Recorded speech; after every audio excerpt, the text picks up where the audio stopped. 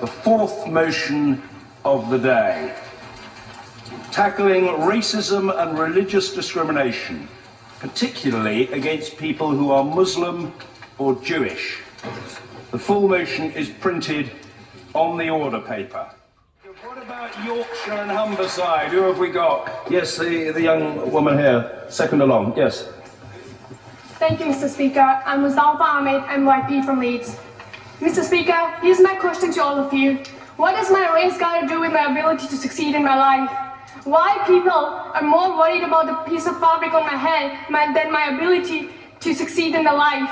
Why are people more worried about the piece of fabric on my head than what's inside it?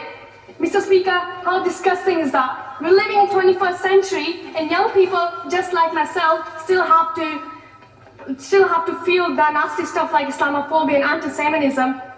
And no, I'm not speaking for myself. I'm speaking for 1,800,000 young people who elected me as their MYP. I'm speaking for a wee girl who can't leave home alone just because of the stigma attached to her name.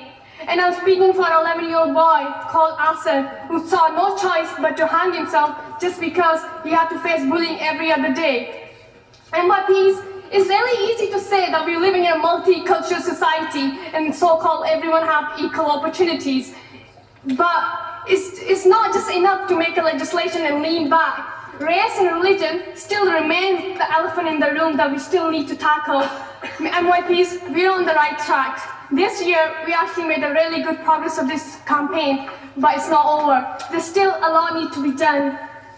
We must continue to foster the idea of inclusiveness, and it begins with education and understanding to not fear differences, but to embrace them, to teach our country to love and empathy, to challenge people in the social media and mainstream media the perception of Islam, and to inform institutions how to celebrate diversity instead of trying to ignore it.